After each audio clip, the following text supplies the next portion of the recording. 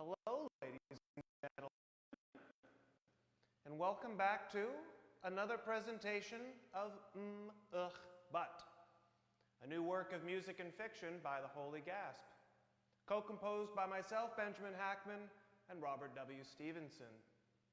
This evening's presentation will be produced by Sandro Pehar with additional web development by Sandy Feldman. We wish to express our humblest thanks to the Board of Directors at the historic Kiever Synagogue, where I am presently composer in residence. We thank them for allowing us to premiere this evening. If you enjoy the show, we ask you to please go over to www.theholygasp.com and make a donation to the Holy Gasp and, if you can, to the historic Kiever Synagogue as well. I'd like to take this opportunity to remind you that Urkh But will be will be released tomorrow, March 30th, everywhere online music is sold and streamed. Because earlier this afternoon, there were some technical difficulties and the audio was a little poor, we have elected to do our Q&A once again if there is interest. So after the performance, please do stick around. I'd like to introduce my co-composer and bandmate, Robert W. Stevenson.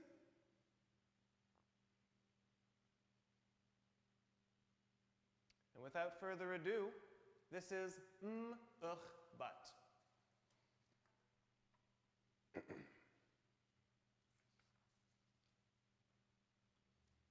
In the beginning, each was void and without form, and the woman moved in, sold her condo, quit her job, and said, "Let there be laughter." And the day was not yet separate from the night, and heaven and earth were one. But the Lord did not see that it was good, and soon after there came a great flood of tears. The Lord said, "I shall blot out that which I have created." He does do such things, you know. It is written in the book of Jeremiah that the heart is deceitful and without cure. And perhaps this is why couples counseling was so ineffective. The man and woman fought daily, called each other terrible names, ridiculed each other's habits, and demanded changes each was unwilling to make. Some have said it was the fear of breaking up that kept them together and led to their betrothal and marriage. Others have called it a miraculous achievement that two people should believe so strongly in their love to have tried what they tried at all. Our story begins on one particularly unusual evening. Unusual in that dinner time was fast approaching, and there had been not a single fight all day. When the woman had finished preparing dinner, she lit 2 candles and dimmed the lights, took her apron off, and walked into the living room where her husband was playing the piano.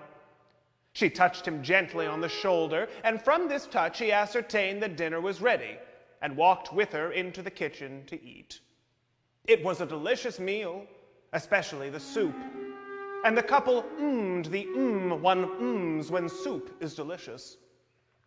After they'd eaten, the man cleared the table and put the kettle on. And when he returned, he took his wife's hand in his own and again ummed. And the woman ummed too. And the couple was happy. After some time, the man finally said, "What if we just stopped talking altogether? What if we never said another word?" "We couldn't stop talking altogether," said the woman, though she was not entirely against the idea. "Why not?" asked the man. "Without words, there can be no arguments, isn't that so?" "But what about at work?" asked the woman. "Or amongst our families?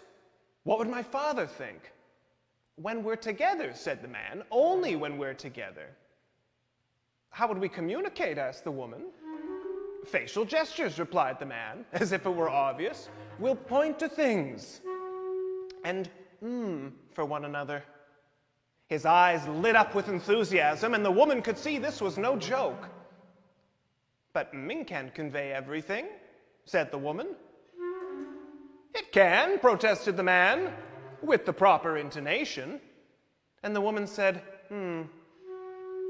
to show that she understood. "You see," said the man. "I do," said the woman, "but..." She furrowed her brow and looked down at her hands. "I'd miss your voice," she said, looking up to meet her husband's eyes. "You speak so eloquently. It's one of the things I love about you." "I use big words to make you feel little," said the man. "You hate the way I speak, and you have for a long time." The kettle came to a boil and whistled. The woman got up from the table to take it off the stove. She filled a teapot and said sadly, upon returning to her chair, "You do make me feel little, but I would miss not being able to tell you I love you." "Do you love me?" asked the man. "Of course I do," said the woman. "How can you ask?" "That's my point exactly," said the man. "It is as unnecessary for me to ask as it is for you to answer. What is there that must be said amongst two people in love? For everything pleasurable there is an and for everything else there is silence and distance and time." "But not everything is pleasurable," said the woman. "But everything in our marriage can be," said the man. "What if it doesn't work?" asked the woman. "Then we'll suffer as we always have," said the man. "Or break up," said the woman. And so it was that became the first word, and the couple saw that it was good. After some time, the man touched his wife on the back of her hand and raised his eyebrows, and the woman to show she understood. They went into the bedroom and closed the door. The woman said, The man did too, and the couple was happy. In the morning, they woke in silence. The man left the house to buy a newspaper and returned with flowers. The woman accepted the flowers warmly, said, and embraced her husband, who as well, and the couple was happy. Months passed in this way. Things which once aggravated the man, the way his wife spoke to herself while she cooked or lacked the assertiveness to hang up on a telemarketer, were no longer aggravating. They became distant memories to the man of problems no longer relevant, for the woman did her chores in silence and never answered the telephone again. And the couple was happy. Things which once embarrassed the woman, her husband's tendencies to complain throughout movies, or the way he'd chastise waiters for bringing appetizers at the same time as a main course, no longer embarrassed her. At restaurants, her husband pointed to items on a menu.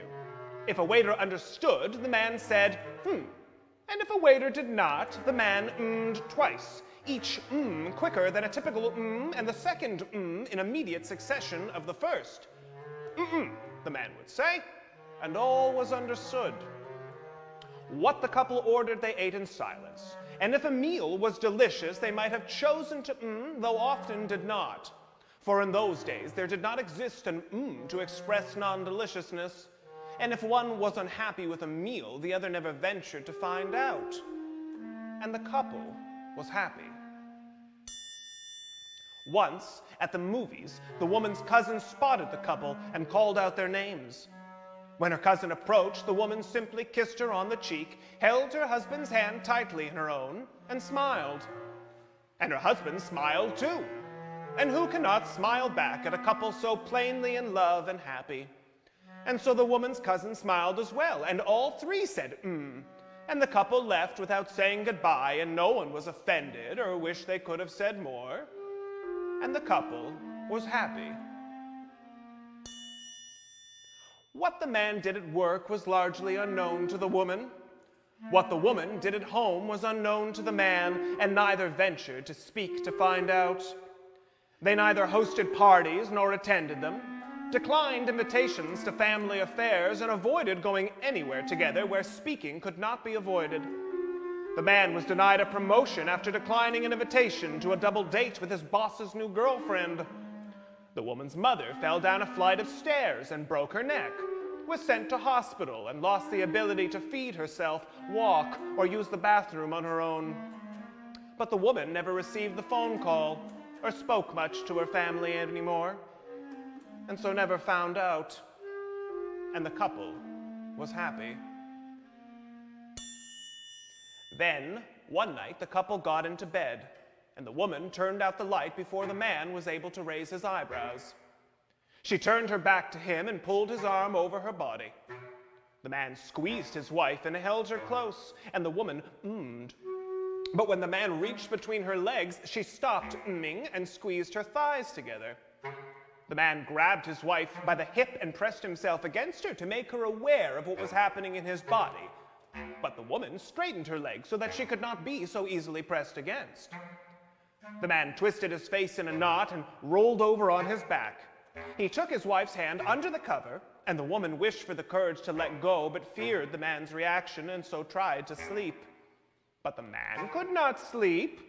He took his wife's hand and placed it on that part of himself which he had previously pressed against her, and the woman jerked her hand away and tucked it under her body. The man sat up and shouted, "Ugh!" and slammed his fist against the mattress. And the ugh was so loud and terrifying that the woman buried her face in the pillow and covered her ears and cried. The next day, the woman woke before the man, dressed quietly, and went into the bathroom. She ucked at the toothpaste in the sink. She ucked at the towels on the floor. She ucked at the empty toilet paper roll which had not been thrown out nor replaced. She went downstairs into the kitchen to start breakfast, but ucked when she found there was no bread, nor bacon, nor eggs. When the man came down for breakfast, he ucked to find that a bowl of bran flakes was all his wife had prepared for him. And the woman grabbed the bowl and dumped it in the sink with a loud and angered ugh, and ran up the stairs, ucking.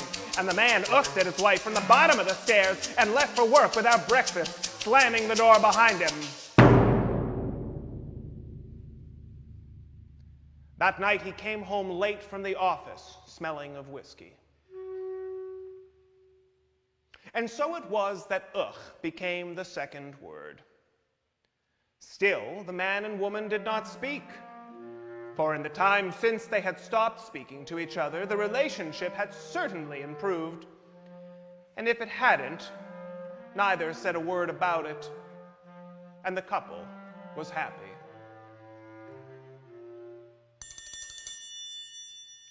One day, the doorbell rang, and the man answered to find an elderly man with a crooked spine and a knee that bent so far inward that even to stand without a cane was impossible. Nonetheless, this elderly man had managed to climb the concrete steps to the house on his own. And though he was quite a bit smaller, he grabbed the man by the collar of his shirt and shouted, "Where is she? Where the hell is my daughter?" And the woman, having heard the doorbell ring and the sound of her father's voice, came running down the stairs to her father, who told the woman bluntly, "Your mother is dead." The woman wanted to cry out, "But how? But what do you mean?" But she could not speak, for her husband was present. And she looked at her husband, and she looked at her father. And it was not until her father broke down crying that she shouted, "Ugh!" But the word was all wrong. She tried desperately to express through gestures of the eyes and awkward mm-ums all that she felt, but her father could not comprehend any of it. When the woman began to weep, her husband placed his hand knowingly on her shoulder, and tenderly he said, "But." And the woman butted. And standing there in her husband's arms, she wept, "But.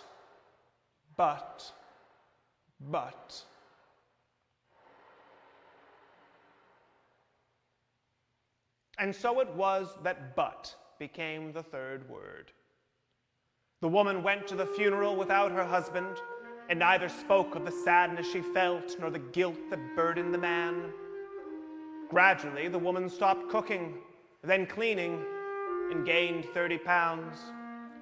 Her husband's hair fell out, and he gave up playing the piano, and the couple was happy. When the funeral was over, the woman plugged the answering machine back in, and though a but was occasionally uttered in the months to follow, little was heard throughout their happy home. It had been a very long time since either had ummed, and even longer since one had urkhed in the presence of another. For as it is well understood, one urkh provokes another, and such urkhing has been known to have no end. And so it went that the man and woman ate frozen dinners together in silence, and fell asleep most nights with the television on, and the couple was happy. Then, one day a rainbow appeared in the sky, and a dove lit down on the windowsill in the kitchen. Each saw the little bird and smiled, and they held each other, umming. The man emptied the dishwasher, which had not been emptied since the funeral, and the woman swept the living room and shook out the rugs. By the end of the morning, the house was clean, and the woman made a brunch with a tablecloth and orange juice served in tall-stemmed glasses. Afterwards, they took a long walk through the neighborhood and bought one milkshake with 2 straws and ummed all the day long. And the couple was happy. In the evening, they closed the bedroom door, and the man's rising eyebrows did not go unnoticed. The woman said, and the man ummed too, and the couple was happy.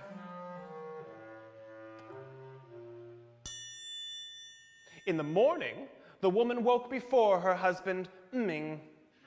Wishing to share an with her husband, she tickled him. When the man opened his eyes, he found that his wife was smiling, and he ummed until the woman tickled him some more, and his smile abruptly faded. He urkhed, though he wished he hadn't, and squirmed to get away. The woman, amused by her husband's urkh, impersonated his urkhing and tickled him some more. The man butted, for never before had an urkh been uttered with a smile. He butted, and all this butting amused the woman further, and she puffed out her cheeks and clownishly butted, until finally her joy became too great, and she burst out with a word wholly foreign to the couple. Ha! The man butted. He ummed. He urkhed. But still, the woman insisted. Ha! The man tried with what limited language he had to explain that ha was not necessary, for humor is only an extension of and is sufficient without ha, but the woman just hud. She tried to encourage the man to ha with her. She waved her hands back and forth, dancing and making silly faces, but the man just grew angry and urkhed, which caused the woman to ha louder and louder until she could no longer breathe nor open her eyes, and her diaphragm ached so hard that no sound whatsoever escaped her.